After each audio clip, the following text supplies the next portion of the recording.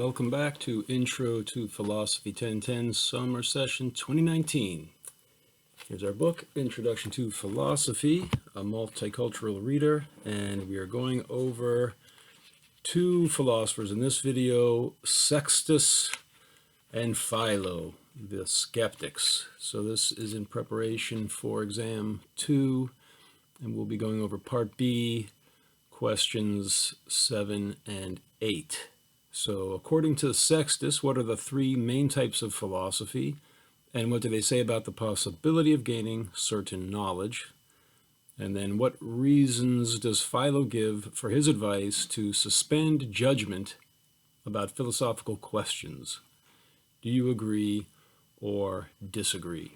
So, starting with Sextus, he describes three main schools of philosophy on page 349. He says on the left-hand column, of the main difference between philosophical systems, the natural result of any investigation is that the investigators either discover the object of search or deny that it is discoverable and confess it to be inapprehensible, or persist in their search. So those are the three types. And then he goes on to say, so too with regard to the objects investigated by philosophy, this is probably why some have claimed to have discovered the truth, others have asserted that it cannot be apprehended, while others again go on inquiring. So then finally he says, those who believe they have discovered it are the dogmatists, especially so-called Aristotle, for example, and Epicurus and the Stoics, and certain others. Cleitomachus and Carneades and other academics treated as inapprehensible. The skeptics keep on searching. Hence, it seems reasonable to hold that the main types of philosophy are three: the dogmatic, the academic, and the skeptic. So then he says, I'm not going to describe the other two, but I will focus on what the meaning of the skeptic philosophical position is. So the skeptic, unlike the dogmatist, does not say that they've discovered the truth. Unlike the academics, so this is Plato's Academy after Plato died and others took over the academy, skepticism became the predominant philosophy, that the claim that knowledge cannot be defined. Except for that, you can know one thing, that you can't know anything else other than the fact that nothing can be known. You can know that for certain. Nothing can be known. And then the skeptics say, well, maybe something can be known. I'm not sure. This could change in the future. But for right now, I'll suspend my judgment. And the main reason he gives for taking that philosophical position is quietude, or peace of mind. So if you look on page 349, the right-hand column, he says, adhering then to appearances, we live in accordance with the normal rules of life, undogmatically, seeing that we cannot remain wholly inactive. And it would seem that this regulation of life is fourfold, and that one part of it lies in the guidance of nature, another in the constraint of the passions, another in the tradition of laws and customs, another in the instruction of the arts. So he's saying the skeptic doesn't know, doesn't claim to know, doesn't claim that knowledge is impossible, just says, I don't have enough information, I'm going to suspend my judgment, and that will enable me to have peace of mind. I'll just follow the regular rules of life without being dogmatic about it, and therefore I'll have peace of mind. I won't get elated, I won't be abjectly depressed, and here's why. He explains why on page 350. What is the end of skepticism? Our next subject will be the end of the skeptic system. Now an end is that for which all actions or reasonings are undertaken. He says, then, we assert still that the skeptic's end is quietude in respect of matters of opinion, and moderate feelings in respect of things unavoidable. So a little later, he says, for the man who opines that anything is by nature good or bad is forever being disquieted. When he is without the things which he deems good, then he's sad. When he has the things that he thinks are good, then he's worried he's going to lose those good things. So on the other hand, the man who determines nothing as to what is naturally good or bad, neither shuns nor pursues anything eagerly, and in consequence he is unperturbed. So that's the goal of suspending judgment about knowledge. And he says then he gives 10 modes of explaining why you can't be certain about knowledge, which is not included in the question because Philo's going to go over most of them. I'll just read on page 351 in the left-hand column. These are the arguments that Sextus is saying you should use in your own mind to convince yourself that you should suspend judgment. The first is based on the variety in animals, the second on the differences in human beings, the third on the different structures of the organs of sense, and then he goes on. I mentioned those first three because we're going to see Philo mention them as well. So the variety in animals, who's got the absolute standard of truth? Well, different animals have different sense organs. They perceive the world totally differently. Whose sense organ apparatus is the one that determines the absolute truth? And not only that, animals, he says, change. You get chameleons that change colors, so they're constantly changing. That's what Philo's going to talk about. But at any rate, that is enough to cover the question about Sextus. So we move on to the question about Philo. So what reasons does Philo give for his advice to suspend judgment about philosophical questions? Do you agree or disagree, and why? So Philo was born between 20 and he was born in 20 BCE, died 40 CE in Alexandria, and he was a Jew born in Alexandria, and he tried to combine Greek philosophy with the Jewish religion. And it says here on page 358 in the introductory notes that his central strategy was to interpret the Jewish scriptures allegorically, treating the stories of the books of Moses as illustrating general aspects of the human condition. Just as Adam and Eve were tempted in the Garden of Eden, Philo argues we are tempted to think that we can know the true nature of the world. But that, Philo argues, is a vain conceit. He advances three primary arguments. First is the argument from variability, meaning the different perceptions that different animals have, that different groups of people have, and even the same person has in different times. Second, Philo advances an argument from illusion. Sometimes you think something is something that it isn't.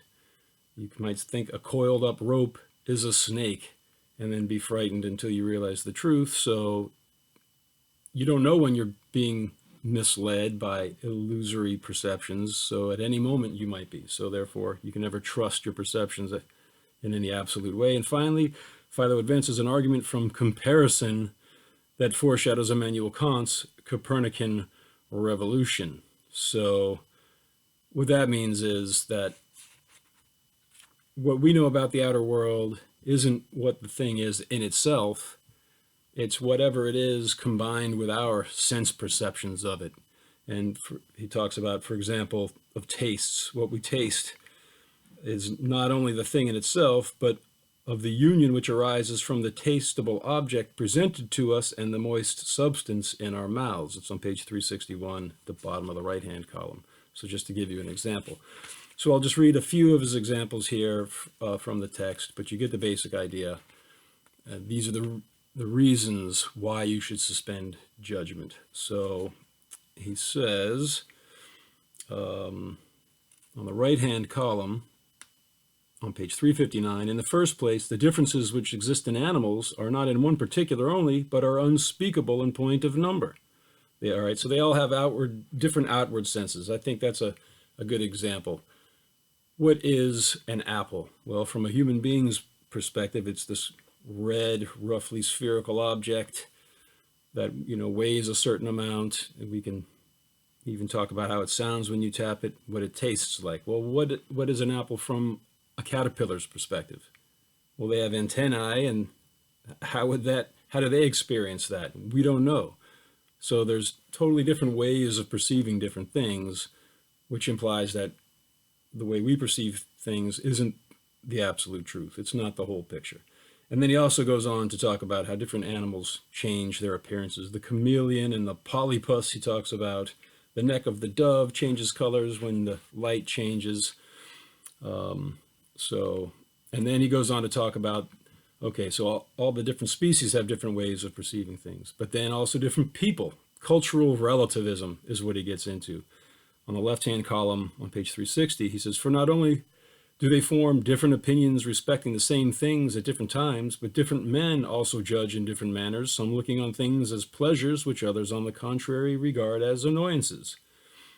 And he goes on, and he gives an example of sitting in a theater and seeing one person breaking into spontaneous praises because they love the music so much, while another person just sits there dead-faced and can barely be differentiated from the chair on which they're sitting, while still others run out of the theater with their hands over their ears, lest some atom of sound being left behind inflicts its annoyance on them.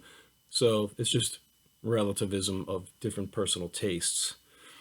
And so and I already went over the fact on his argument about whatever we're perceiving is a mixture of the thing and our own sense perception of it. So you can't differentiate the two, and therefore you can't have a clear knowledge of anything.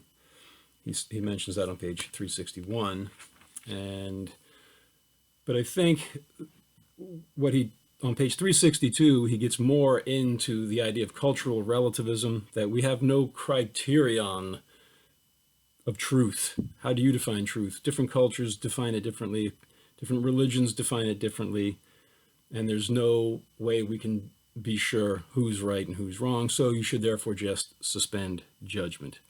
Then what remains except that we must think it necessary to suspend our judgment, he says on page 362. And I'll read now just a little bit where he talks about the negative influence of customs and religious traditions on people.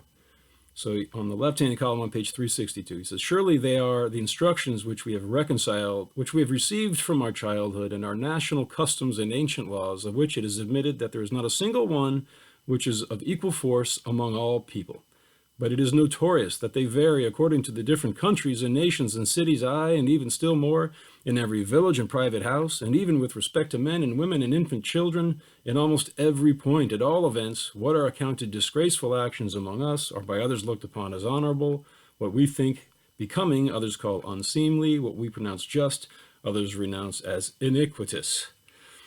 So there's this utter disagreement between the various religions of the world. So who can say which one is true? Better to just suspend our judgment. On the right-hand column on page 362, he says, but I am not surprised if a confused and mixed multitude, being the inglorious slave of customs and laws, however introduced and established, accustomed from its very cradle to obey them as if they were masters and tyrants, having their souls beaten and buffeted, as it were, and utterly unable to conceive any lofty or magnanimous thoughts, believes at once every tradition which is represented to it, and leaving its mind without any proper training, assents to and denies propositions without examination and without deliberation. All right, so it's a long-winded way of saying he's not surprised that the uneducated multitude just believe whatever they're taught from infancy, as if they were enslaved to their religious beliefs and have never been trained to examine their own beliefs, he says.